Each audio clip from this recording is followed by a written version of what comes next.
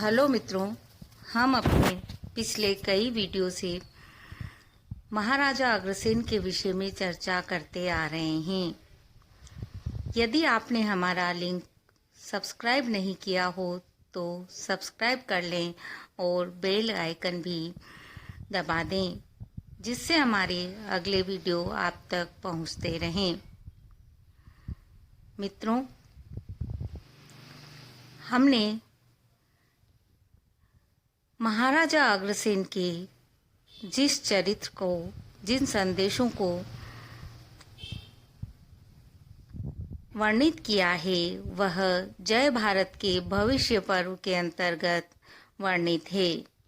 सर्वयज्ञ समक्षेत्र में अभिमन्यु पौत्र जन्मेजय के अशांत मानस को शांति प्रदान करने हेतु, अभ्युदय जागृत करने हेतु महाराजा अग्रसेन की पुरुषार्थ गाथा महर्षि जैमिनी, जो व्यास जी के 5 प्रधान शिष्यों में अग्रगण्य थे, ने सुनाई थी।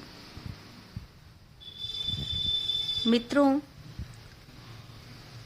आज हम उनके जिस संदेश की चर्चा करेंगे वह बहुत सुंदर और अद्भुत है।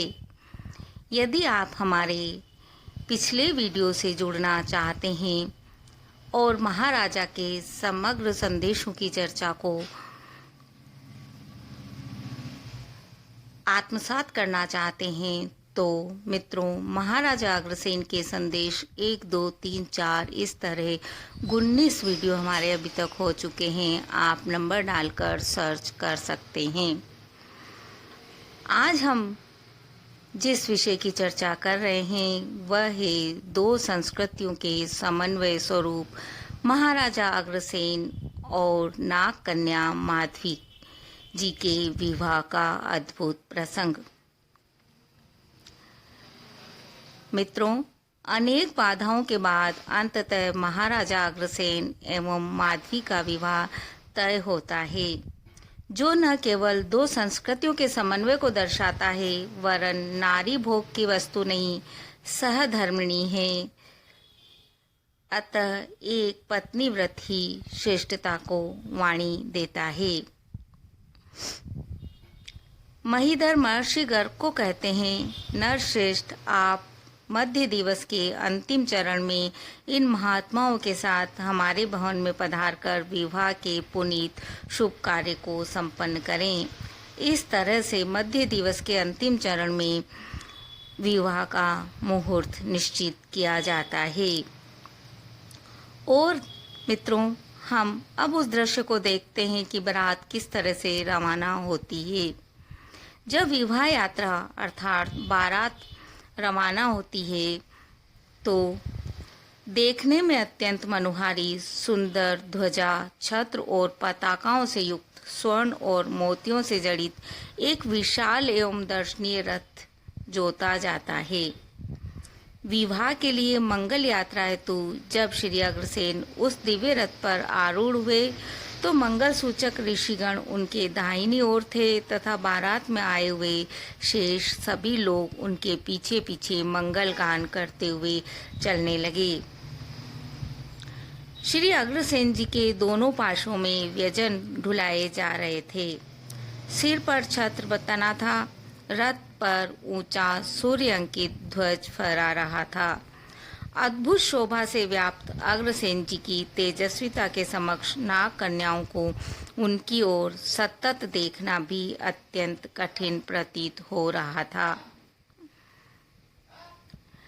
मित्रों, महीधर जो माधवी के पिता हैं, विधिवत उनकी अगवानी हेतु अपने घनिष्ठ कुटुंबियों को हाथी पर बैठाकर साथ लेकर जाते हैं।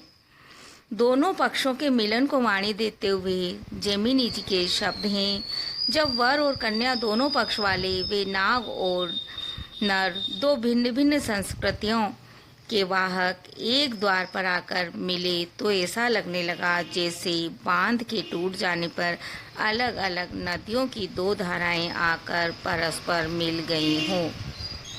नाग और नर दोनों ही वर वहाँ प्रेममय एकरस होकर इस प्रकार मिल रहे थे कि सभी विभेद मिट गए, जैसे वे एक ही कुल के हों।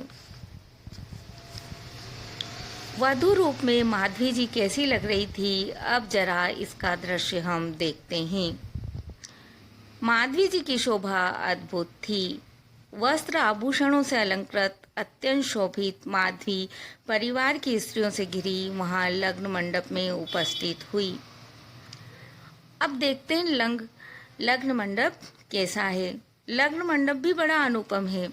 सोने के स्तंभों से सुशोभित तोरणों से उसकी शोभा और बढ़ गई थी। ऐसे मंडप में सुंदर मुख वाली माधवी देवी प्रवेश करती है।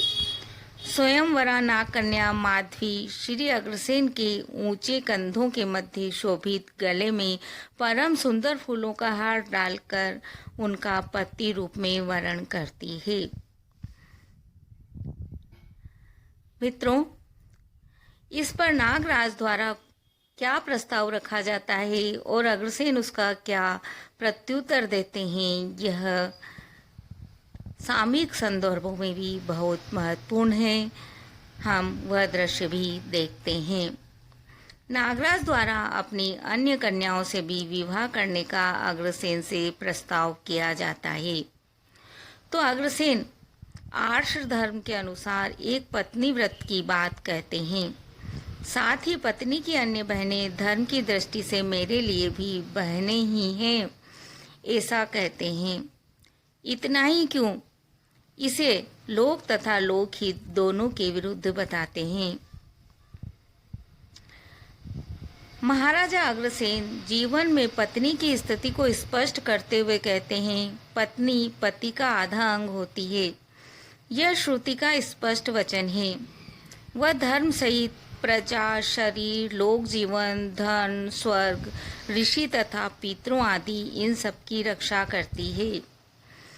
सोत का होना केवल नारी के लिए ही अत्यंत दुखों का कारण नहीं, अपितु पत्नी की सोत का होना पुरुषों के लिए भी सदा दुख का कारण होता है। अतः मैं माधवी जी के अतिरिक्त किसी अन्य का पति नहीं हो सकता।